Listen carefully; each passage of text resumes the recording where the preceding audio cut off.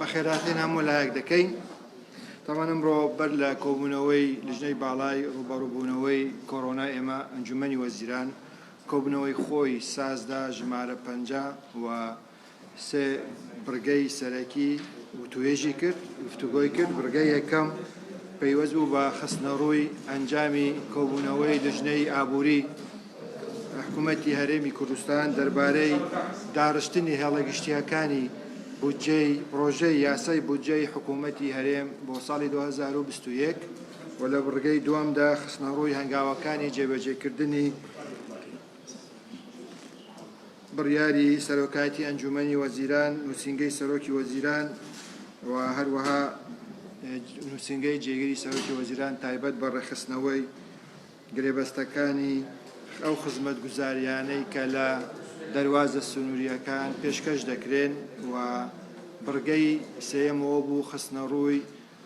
پوختەی راپۆرتی فەرمانگەی میدیا و زانیاری سەبارەت بە هەڵمەتی ڕوبەڕووبوونەوەی ڤایرۆسی کۆڕۆنا. لەو کۆبوونەوەیەدا لە بڕگەی یەکەمدا هەریەک لە بەڕێز وەزیری دارایی و هەروەها وەزیری پلاندانان پێشنیارەکانی خۆیان پێشکەش کرد لە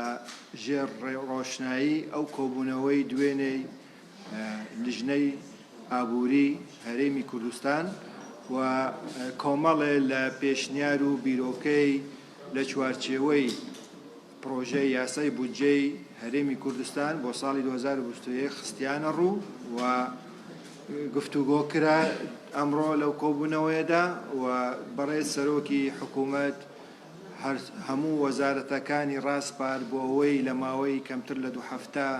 بتوانن پرۆژەی خۆیان سەبارەت بە چ خەرجی ڕێخستنەوەی خەرجی و ڕێخستنەوەی داهاتەکان بۆ ئەم لیژنەیە بەرز بکەنەوە و دوای ئەوە لە کۆبوونەوەی لە نێزیکترین کۆبوونەوەی ئەنجومەنی وەزیران ئەم پرۆژەیە گفتوگۆ بکرێت و پەسەند بکرێت. ئەوە لە بڕگەی دووەم بێگومان باس لە ئەو ڕێکار و ئەو بڕیارانەی سەبارەت بە ڕێخستنەوەی ئەو گرێبەستانەی کە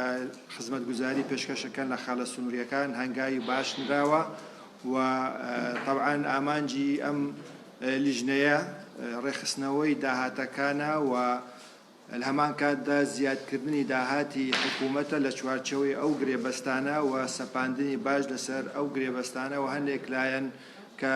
بەهیچ شێوەیە گرێبەستیان لەگەڵ حکوومەتانیە لەوێ کارەکەن تەنها بۆ زیادکردنی ڕۆتینە ئەمە طبعاً مامەلەیان لەگەڵ ناکرێت و ڕێگان پێنادرێت کە لەوێ خزمەت پێشکەش بکەن ئەگەر لە چوارچێوەی موافقات و یاساکانی کارپێکراوەکانی حکوومەتی هەرێمی کوردستان نەبێت. و لەم چوارچێوەیەدا ئێمە وەکو حکوومەت لە سونگەی شەفافیەت و دروستکردنی هاوسەنگی لە نێوان داهات و خەرجیەکان و دوایە چەندەها ساڵ ئەو پرۆژە یاسایە ئینشاڵڵا لە ماوەیەکی نزیکدا دەخرێتە ڕوو و پەسەند دەکرێت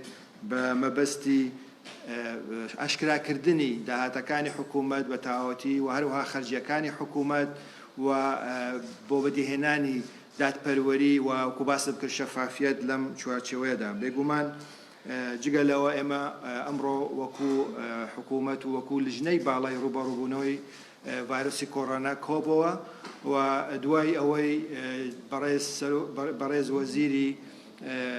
تەندروستی طبعاً و وەزیری پەروەردە پرۆگرامی خۆیان و ڕووکردنەوەی خۆیان و تەنانەت وەزارەتی تەندروستی هەڵسەنگاندنی خۆی پێشکەش کرد سەبارەت بە دۆخی کۆڕۆنا و دوای هەڵسەنگاندن و دوای خوێندنەوەی ئەو پێشنیارانە و ئەو پلانەی کە وەزارەتی پەروەردە سەبارەت بە خوێندن پێشکەشی کرد و لیژنەی باڵای کۆڕۆنا ئەم پرۆگرامە و ئەو پلانەی وەزارەتی پەروەردەی پەسەند کرد و یەک لەو بڕگە گرنگانە ئەوە بوو کە لە ڕۆژی شەممەی داهات و 16 خوێندنی قۆناغی 12 دەست پێ دەکات و لە 2 سەر لە نوێ طبعاً لیژنە دادەنیشێتەوە و هەڵسەنگاندنی وەزارەتی تەندروستی دەخرێتە ڕوو و سەر لە نوێ بڕیاری گونجاو لەو بارەوە دەدرێت و لە هەمان کاتژدا بۆ قۆناغەکانی تر لە یەکی سێ خوێندن دەست پێ دەکات. ئەمە بوو بە پوختی ئەو بڕیارانیان ئەو گفتوگانە و ئەو بابەتانە کە لە لەم دوو طبعاً کۆبوونەوەکان باسکران و هەروەها طبعاً وەزارەتی پەروەردە وردەکاری و خشتەی چۆنیەتی دەستپێکردن و ئەزمونونەکان و کۆمەڵی لەو بابەتانە بە بەرنامەیەکی تایبەت بە پلانی خۆی لەم نزیکانە بەڕێز وەزیری پەروەردە بۆ سەرجەم کەناڵەکان و بۆ ڕای گشتی ئاشکرا دەکات. بۆیە ئێستاش فەرموون ئەگەر پرسیارێکتان هەبوو سەبارەت بە دابەشکردنی موچاوکردنەوەی زۆر سەرەکان ئەمان دەست بە دابەشکردنی موچە دەکرێت. کەی موچە دابەش دەکرێتەوە لێبڕی سەدا چەندە ئەوەی تریش سەبارەت بە دەستپێکردنەوەی دەوامی کتابخانەکان بۆ بڕیاردانرا هەموو پۆلەکان بە یەکجار بستنەوە پۆلەکانی خوێن. طبعاً ئێمە وەکو حکوومەت پێشتریش هەر لێدوانێک سەبارەت بە موچە ئەبێ لەلایەن حکوومەتەوە و وەزارەتی دارایی بە تایبەت ئەم وردەکاریانە و ئامادەکاریانەی سەبارەت بە موچە ئیعلان دەکرێت. طبعاً ئەم وردەکاریانە و ئامادەکاریەکان کراون بۆ دابەشکردنی موچە و لە هەمان کاتشدا حکوومەتی هەرێم وەکو باسمان کرد ببێتە مەسەلەی موچە وەکو ئەولەویاتێتی بۆ دابەشکردنەکە و لەم نزیکانە حکوومەت هەرێم وەزارەتی دارایی وردەکاری لە کاتی دابەشکردنی موچە و ڕێژەی تەمویلکردنی موچە لەم نزیکانە ڕادەگەینێت. بەنسبەت ئەم پرسیارەکەی بەڕێزی طبعاً ئێمە یان وەزارەتی پەروەردە یان حکوومەت اعتیماد لەسەر سەنگاندنی راپۆرتی وەزارەتی تەندروستی دەکات. دوای ئەوە ئێمە دەتوانین بڵێن کەی و کام قۆناغ دەست بە خوێندن دەکات. بۆیە ئەمە مەسەلەیەکی تەندروستیە و پەیوەستە بە وەزارەتی تەندروستی و هەڵسەنگاندنی وەزارەتی تەندروستی لەو بارەوە.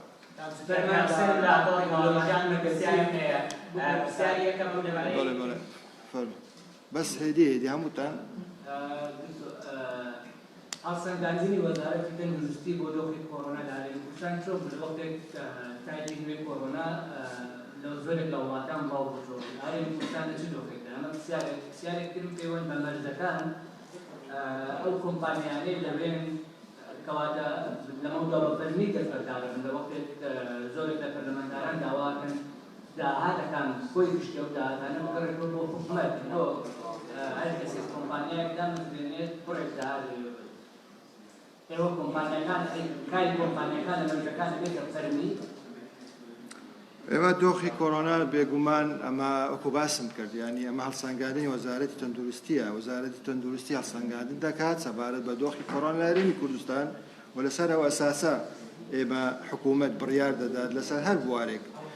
ئێمە وەکو بەڕێزت ئاماژەت کرد مەسەلەی کۆمپانیایەکان ئەوانەی کە ئێمە ئەمڕۆ گفتوگۆمان کرد ئەو کۆمپانیانن کە گرێبەستیان هەیە لەگەڵ حکوومەت ئیتر ئێمە پێداچوونەوە بە پشکەکانەکەین بەو ئاراستەی کە پشکی حکوومەتی هەرێمی کوردستان زیاد بکرد و باجیش لەسەر داهەندرێت ئەوانەی کە وەکو باسمان کرد کە خزمەتگوزاری پێشکەشەکەن بە دەواازە سنووریەکان لە خاڵە سنووریەکان و ئەمەش پەیوەندی بە باج و ڕستوماتەوەنی ئەوە پێداچوونەوە بە گرێبەستەکانایە. بەڵێ یەک دەق با یەکێک ئەو لە یەکێک ئەو لە باشە ناکرێت هەموو هیچ بەنامەیەکان راوە خوێندنی ئەم ساڵ چۆنی دەست پێ بکەنەوە ناخۆت یاخود بەڵێن ئێوەتان داوەکە بەردەوامن لە خوێندن هیچ گفتوگۆتان لەسەرەوە کردووە. باوەتێکی دیکە ئەمڕۆ وەزیری تەندروستی کەمێک بەردە ئێستا حاڵەتێکی لەدوۆک ڕاگەیاندووە کە تۆماریان کردو و چاوەڕێی دەرچوونی پشکنینەکانن بزانن ئەمە خود کۆڕۆنای نوێ یاخود نا لەبارەی بابەتەوە حکوومەتی هەرێمی کوردستان ئێوە چ ڕێکارێک دەبنەبەر ئەگەر کۆڕۆنای نوێ واگەر ئەوەش نەبوو هیچ مەترسێکی دیکە هەیە کە ئەو نەخۆشیە بگوازرێتەوە بۆ هەرێمی کوردستان ڕێکارەکانی ئێوە چییە؟ بەڵێ بەرنامەی پەروەردە وەزارەتی پەروەردە وەکو باسم کرد بەرنامەیەک و پلانێکی زۆر وردی داناوە و لەم نزیکانە وەزارەتی پەروەردە ڕای دەگەینێت بۆیە ئەمە دەیهێڵمەوە وردەکاریەکان بۆ وەزارەتی پەروەردە. طبعاً ئێمە ڕێکارەکان وەکو وەزارەتی تەندروستی وەریگرتووە بۆ خوانەخواسە لە دەرکەوتنی ئەو جۆرە ڤایرۆسە و بێگومان ڕێکاری گونجاو لەو بارەوە ئامادەی کردووە و هەر کاتێک ئێمە بزانین کە دۆخەکە پێویستی بە ڕێکارێکی نوێیە حکوومەتی هەرێمی کوردستان بۆ بەرژەوەندی تەندروستی هاوڵاتیان سڵ ناکات و بڕیاری گونجاو لەو بارەوە دەدات.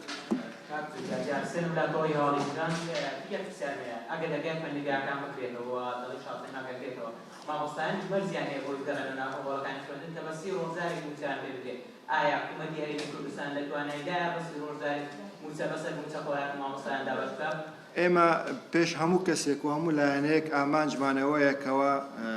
مەسلەی هەواڵی موچە نەبێتە هەواڵی بەپەلە. ئێمە هەڵە هەوڵی ئەوە داین و بەرنامەی حکوومەت هەیە لەم چوارچێوەیەدا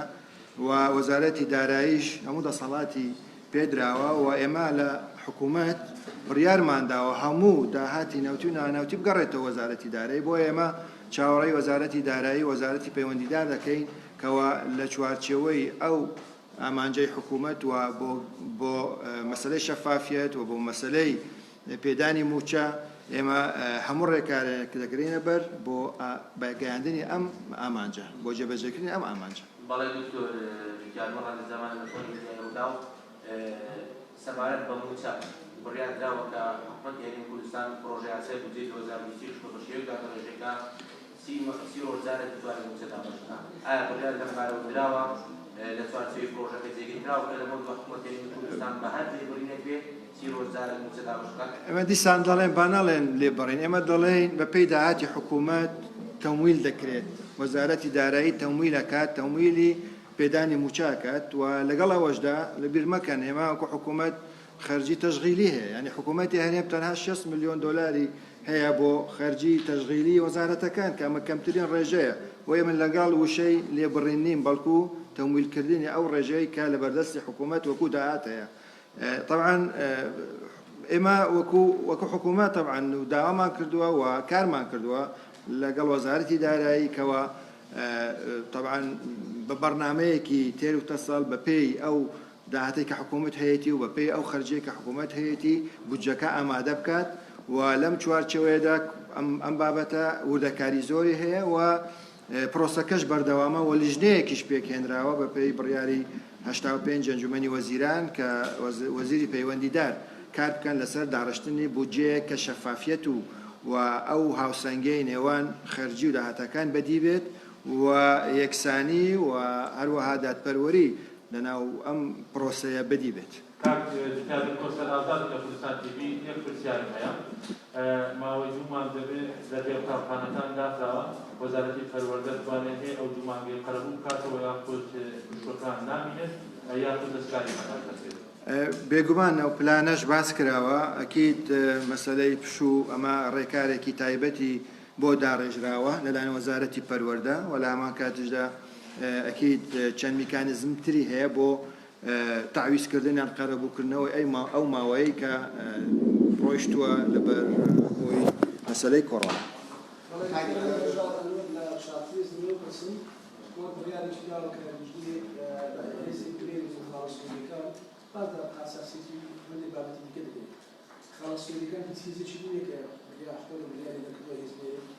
طبعا ئەمە لە چوارچێوەی بەرنامەی حکوومەت لە سەرەتاوە کە دەبێت شەفافیەت و هەروەها بەدیهێنانی ئەو شەفافیەتە ئەبێ حکوومەت ئامانجی سەرەکیەتی و جەناب دەزانی یەک لە دووشمەکانی حکوومەت چاکسازیە بۆیە ئێمە هیچ هێزێکی نوێ پێک نایە بەڵکو هێزەکە پێک دێت لە وەزارەتی ناوخۆ وەزارەتی پێشمەرگە ئەمانەن کە هێزی فەرمین هێزن کە هەن لەسەر ئەرزی واقع بەڵام ئەرکەکانیان جیابێ ئەرکەکانیان بۆ چاودێریکردنی ئەو خاڵە سنووریانە لە هەموو کوردستان بەبێ جیاوازی بۆیە هێزێکی نوێ نییە بڵێ لە خۆیەوە هێزێکی نوێ بێ بەڵکو هێزەکە پێک دێت لە کۆمەڵە هێز کە لە هەمان لە وەزارەتی پێشمەرگە هەیە و لە وەزارەتی ناوخۆ هەیە.